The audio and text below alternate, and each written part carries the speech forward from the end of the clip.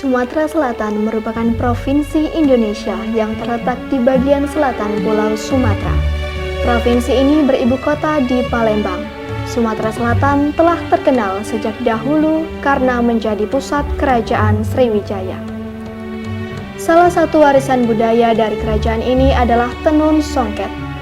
Menurut tradisi Indonesia sendiri, kain songket dikaitkan dengan kegemilangan kerajaan Sriwijaya pada zamannya, yang bersemi pada abad ke-7 hingga ke-13 di Sumatera. Kain songket biasanya ditenun oleh anak dara atau gadis remaja dari kalangan kerajaan. Karena pada masa tersebut, gadis-gadis ini dipingit oleh keluarga mereka dengan alasan dan tujuan tertentu. Untuk mengisi kesehariannya, gadis-gadis ini berkarya dalam keterampilannya memahami dan mempelajari kerajinan tenun songket. Kata songket berasal dari istilah sungkit dalam bahasa Melayu dan bahasa Indonesia, yang berarti mengait atau mencungkil. Hal ini berkaitan dengan metode pembuatannya, mengaitkan dan mengambil sejumput kain tenun dan kemudian menyelipkan benang emas. Kerajinan ini terus berkembang di kehidupan masyarakat pada masa itu sampai sekarang. Kerajinan songket ini banyak dikerjakan oleh para pengrajin-pengrajin rumahan. Selain untuk melestarikan kain tradisional Sumatera Selatan, pekerjaan ini juga merupakan mata pencarian bagi para pengrajin untuk memenuhi kebutuhan hidup sehari-hari. Salah satu pengrajin dan pelestari kain songket ini adalah Ki Agus Bahsen Fikri SAG, yang akrab dipanggil Fikri. Ia memulai usaha songket ini sejak tahun 1980.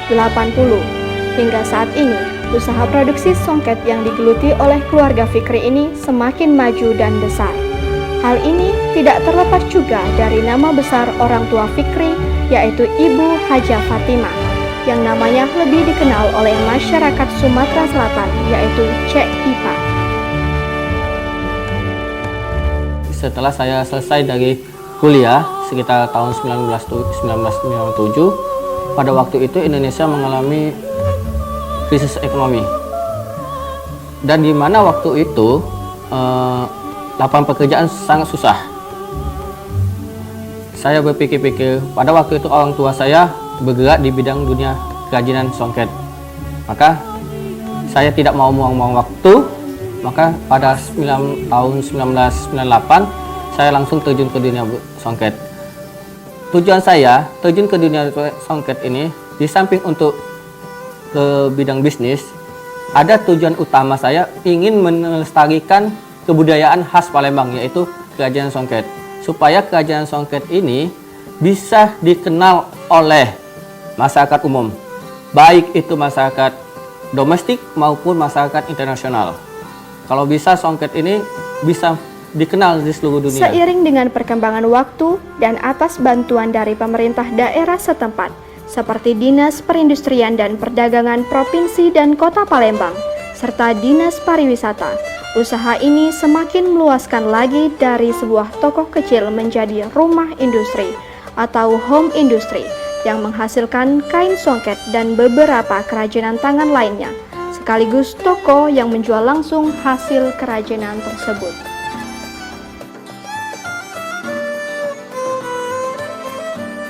Songket adalah karya yang memiliki cita rasa seni yang tinggi. Teknik pembuatannya memerlukan kecermatan yang tinggi. Tidak heran apabila harga sebuah kain songket bisa bernilai puluhan, bahkan ratusan juta rupiah. Fikri Koleksi juga merangkul para pengrajin-pengrajin setempat untuk mengembangkan industri songket. Di samping untuk membantu perekonomian mereka, Fikri Koleksi juga memiliki tekad untuk terus menjaga tradisi dan warisan kerajinan tenun songket ini.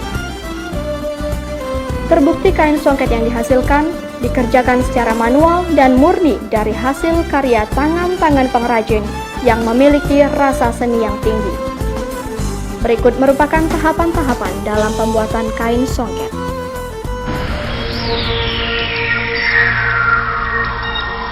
Tahapan pewarnaan. Bahan yang dipersiapkan dalam proses penculupan ini diantaranya adalah pewarna, air, dan benang sutra. Pewarnaan dilakukan dalam sebuah wadah yang telah diisi air terlebih dahulu. Lalu, air tersebut dimasukkan pewarna secukupnya. Warna yang dihasilkan dapat disesuaikan dengan keinginan dan desain warna dari songket itu sendiri. Pewarna yang telah dimasukkan diaduk hingga bersatu dengan air. Tujuannya agar warna yang dihasilkan lebih merata. Kemudian, benang sutra yang masih putih dicelup sesuai warna yang dikehendaki. Setelah itu dijemur dengan bambu panjang, diterik matahari agar supaya benang dari hasil pewarnaan tersebut dapat benar-benar kering dan warna yang dihasilkan akan sempurna melekat pada benang sutra. Tahapan pencukitan. Dalam tahapan ini, yang ingin dihasilkan adalah hasil tenunan yang rata dan polos. Salah satu ujungnya direntangkan di atas meja tenun, sedangkan ujung lainnya dimasukkan ke dalam lubang suri atau sisir. Pengisian benang ini diatur sedemikian rupa sehingga sekitar 25 buah lubang suri. Setiap lubangnya dapat memuat 4 helai benang. Hal ini dimaksudkan untuk membuat pinggiran kain. Tahapan pembuatan ragam hias atau motif. Kain dasar yang masih polos dihiasi dengan benang emas atau sutra. Caranya agak rumit karena untuk memasukkannya ke dalam kain dasar harus melalui perhitungan yang teliti, sehingga dapat terbentuk sebuah motif yang diinginkan sesuai pola. Tahap penenunan. Sampai saat ini, kebanyakan para pengrajin masih menggunakan alat tenun tradisional warisan leluhur mereka yang terbuat dari kayu dan bambu. Alat utama dinamakan panta, adalah sebuah konstruksi kayu biasanya berukuran 2 x 1,5 meter. Tempat merentangkan benang yang akan ditenun. Benang dasar yang dinamakan lungsin atau lusi juga disebut tagak digulung pada gulungan dan terpasang pada arang babi di bagian yang jauh dari panta. Pengrajin yang mengerjakan tenun ini duduk pada semacam bangku di bagian pangkal dari panta ini. Di depannya ada 2 buah tiang yang menjaga kayu paso tempat kain yang sudah ditenun akan digulung. Jadi, lungsin terentang antara gulungan dengan paso, dan di antaranya terdapat 1 pasang karok dan 1 buah suri tergantung pada tandayan. Di kiri dan kanan penenun digantungkan tempat menyimpan skoci benang pakan dan skoci benang emas. Skoci ini dinamakan turak dan terbuat dari bambu. Sekarang perkembangan songket itu banyak, baik dari motif maupun desain. Terutama di Fikri koleksi, songket itu kita modernisasikan. Di samping tidak menilai nilai etnik atau nilai etikanya, tapi kita tetap ikuti zaman, baik masalah desain maupun warna. Kita ikuti tren-tren sekarang, terutama di Fikri koleksi ini kita banyak dimodifikasikan. Ada songket itu di pinggirnya kita benang emas dan di tengahnya kita modifikasikan jemputan atau batik. Jadi nilai songket itu tidak hilang, tapi kita masukkan unsur modernnya juga, baik dari motif maupun warnanya.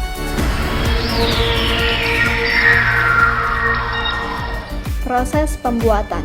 Pertama sekali, pengrajin akan menggerakkan karok dengan menginjak salah satu pijak-pijak untuk memisahkan benang sedemikian rupa sehingga ketika benang pakan yang digulung pada kasali dan dimasukkan dalam skoci atau turak dapat dimasukkan dari kiri ke kanan melewati seluruh bidang karok atau dari kanan ke kiri secara bergantian, dan akan membentuk semacam anyaman yang ketika dipukul ke arah penenun dengan suri menjadi rapat dan membentuk kain. Kemudian untuk membuat motif, digunakanlah benang emas. Benang emas digulung dengan kasali dan dimasukkan dalam turak. Akan tetapi, jalur masuknya tidak dibuat dengan menggerakkan karok, melainkan ditentukan dahulu dengan mencuci bagian-bagian tertentu dari benang lungsin ini dengan suatu alat sederhana dari bambu yang disebut pancuki. Tahap inilah yang sangat penting dan memakan waktu yang sangat lama, karena benang lungsin itu harus dihitung 1 per 1 dari pinggir kanan kain hingga pinggir kiri. menurut hitungan tertentu sesuai dengan contoh motif yang akan dibuat. Karena kebanyakan motif tenun adalah simetris, maka pada waktu penenun selesai membuat satu jalur, akan diletakkan satu batang lidi untuk menandai jalur itu, sehingga dapat dipakai kembali ketika polanya kembali sama.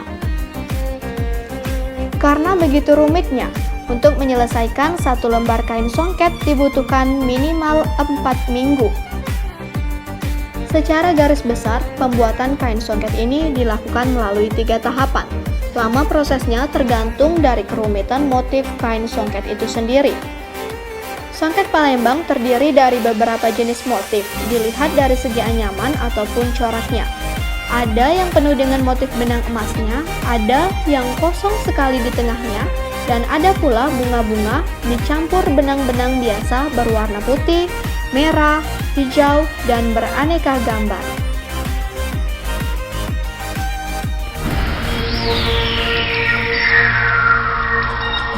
Selain tenun songket, di Palembang juga terkenal dengan kerajinan kain jumputan atau dengan istilah lain kain pelangi. Kain jumputan juga biasa dikerjakan para pengrajin-pengrajin untuk terus mempertahankan kebudayaan dan warisan para leluhurnya. Pengerjaan dan proses pembuatan kain jumputan ini terbilang lebih mudah dibanding dengan pembuatan kain songket. Dikarenakan tingkat pembuatannya yang lebih mudah dan tidak memakan waktu yang lama, kain jumputan terbilang lebih murah harganya dibandingkan kain songket. Berikut merupakan tahapan-tahapan dalam pembuatan kain jumputan.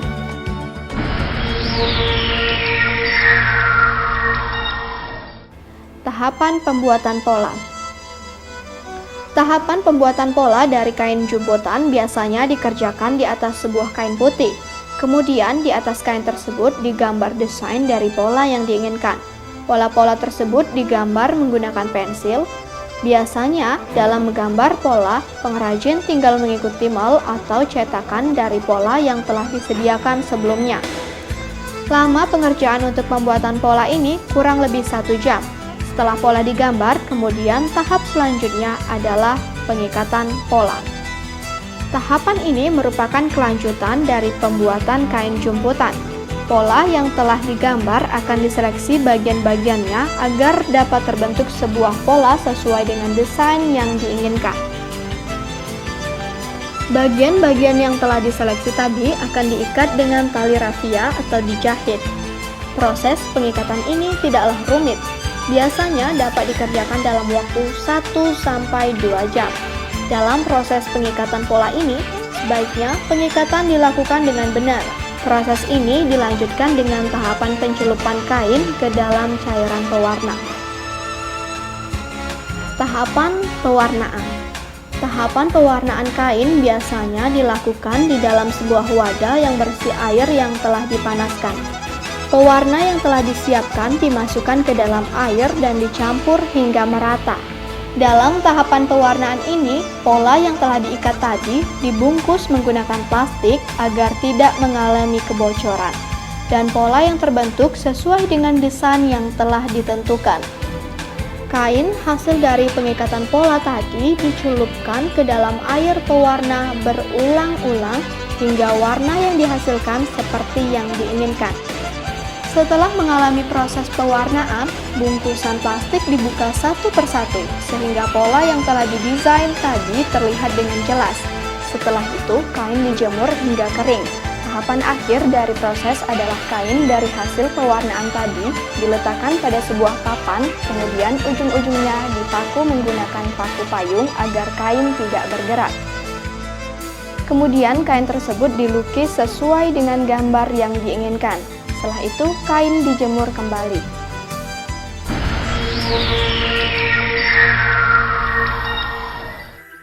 Produk-produk yang diproduksi oleh Fikri Koleksi merupakan cenderamata khas Sumatera Selatan, yaitu kain songket dan kain jumputan yang merupakan ikon kerajinan asli Palembang, yang saat ini sudah dikenal baik dalam negeri maupun luar negeri seperti Malaysia, Singapura, dan negara lainnya.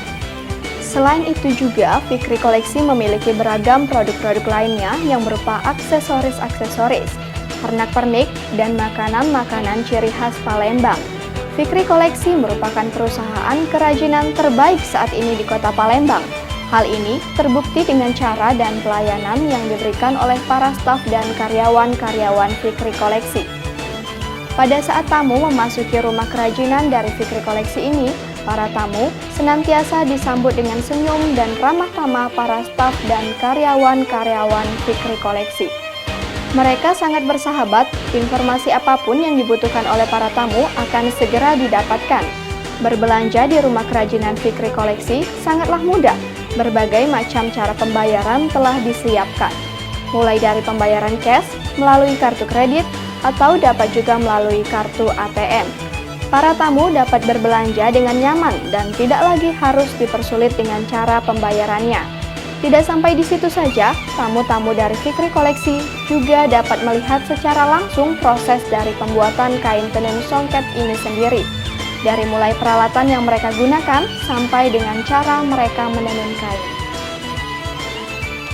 Karya-karya kerajinan Fikri Koleksi bukan hanya dinikmati oleh masyarakat lokal Sumatera Selatan dan nasional, namun juga nama besar Fikri Koleksi telah tersiar di mancanegara.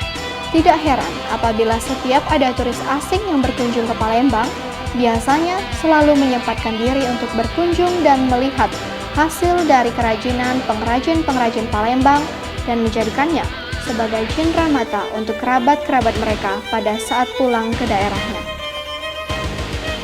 Untuk lebih memperkenalkan kain songket dan kain jumputan Palembang ke seluruh masyarakat, Fikri Koleksi sering mengikuti pameran-pameran nasional maupun internasional, seperti pameran Inacraft di JCC, pameran Adiwastra Nusantara di Jakarta, pameran Batam Expo di Batam, pameran Gebiar Wisata di Jakarta, Pekan Raya Jakarta, pameran City Expo yang diadakan di Riau, Pekanbaru, pameran ICRA di Jakarta, dan lainnya. Saat ini kain songket terus dilestarikan, walaupun zaman semakin maju dan peradaban dunia semakin modern. Kain songket tetap memiliki ruang di hati masyarakat.